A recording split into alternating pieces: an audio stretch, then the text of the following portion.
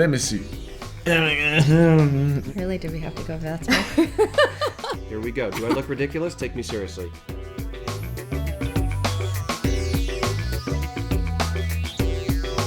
You're not in my head, boy. And you're not getting a confession. Oh, I'm definitely living rent-free.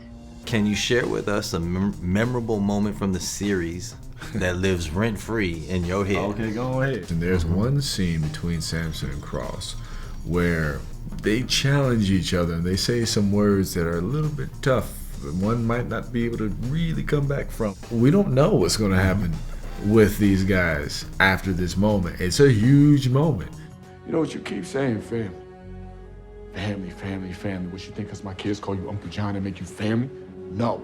Think because Nana Mama taught you how to tie your fucking shoes and make you family? No. You're not blood. You're not bone. You're just my friend. Or you were.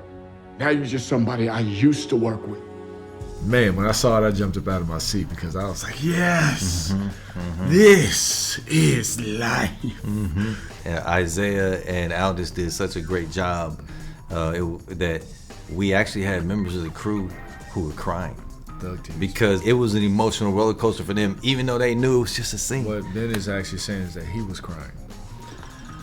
I'm not ashamed to admit that. We had to do a torture scene. Yes. Hands in mouths, taking molds, knocking teeth out with this little tink, tink, tink. I'll never forget the sound of the metal chisel that I held millimeters from your real teeth. Was so scared. The character in me was like, yeah, but the actor was like, oh God, please don't hurt Eloise's sweet teeth. I thought you were going to cry during it. Honestly, that first interrogation scene, it's like a lion playing with a mouse, you know what I mean? Like he realizes, he knows what the end game is gonna be, but he's just toying with him.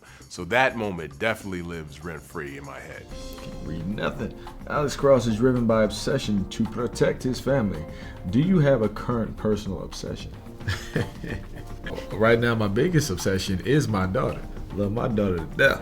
That's my little baby cakes. I'm voraciously creative. I'm constantly, sketching, designing. I mean, I even got my little sketch pad right here, and I'm telling you the truth now. I'm not afraid to say what it is in front of millions and millions of people.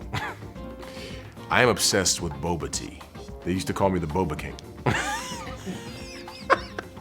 They called me the Boba King. My beautiful puppy, Shepherd Border Collie mix. Her name is Nalu. Red wine and coffee, in that order. Oh, can I add coffee? My obsession right now is online Catan. Don't at me.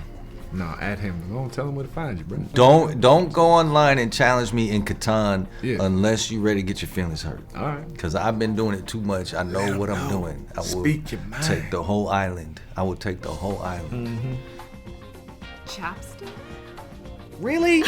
I am obsessed with chapstick, and I think a lot of people can probably relate. Not you. No, looking just at cut your it. lips. No. But And not only do I get one boba tea, I order several at one time.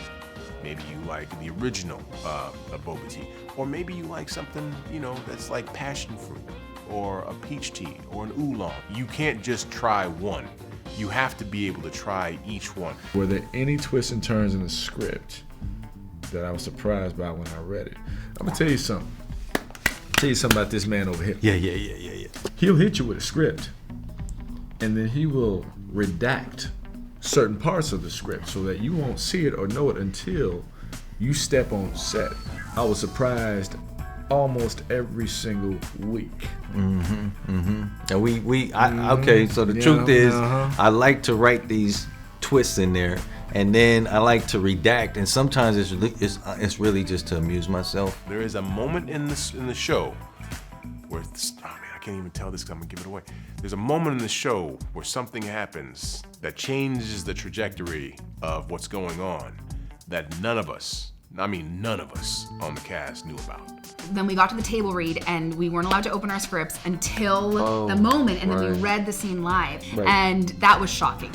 That was. And everybody was like, In the experience of reading them together, all in the room, and having people go, you know, the what? And so it's always fun because they'll get a redacted script, and then right before it's time for production, we do that table read. They get to see the whole thing. We're doing a table read, and you're hearing your actors actually gasp, and they're like, "What?" And that's one of the best feelings. Yeah. Just in the back, just giggling, yucking it up. Alex Cross tends to bend the rules. Are you a rule breaker or a rule follower? Please elaborate. For me, it's always who wrote the rule. If Ben Watkins wrote the rule, I will definitely obey it because I'm not trying to lose my job. But if Alex Cross writes the rule, aka Aldis Hodge, oh, I'm breaking it all day. Definitely a rule breaker. You are. You or Elle? No, they're asking us. Oh, I'm a rule follower. Yeah? Yeah, good. Although as I age, I become more of a rule breaker. I am a rule breaker. I'm a classic 13-year-old boy rebelling against authority. My whole life been that way. If you said don't do this, then I'll do it. So you have to tell me the opposite. Yeah, and little then reverse psychology. And then you can totally manage me, and I'll do whatever you want. Oh, shit, yeah. I wish I knew this a year ago.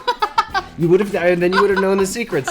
I wish I was cooler than this, but I'm a rule follower. Freaking nerd again. I'm a total nerd, and I will say the one thing that I do break rules on. If someone says you can't do that, you got to do it. I have to do it. What are you most excited for audience to see in this updated version of Cross? As a crime junkie, and I'm the type of person that's going to show up to anything that has a mystery. But when I think about the shows that really left a lasting impression on me, it was the ones where I started to really care for the characters. And so we've built a show where folks can really get to know Alex Cross, the struggles, the flaws, the challenges, the friendships, the family, the loves. I think that's going to go a long way towards making folks lean into this show. I'm most excited for audience to see the expanded world of Alex Cross.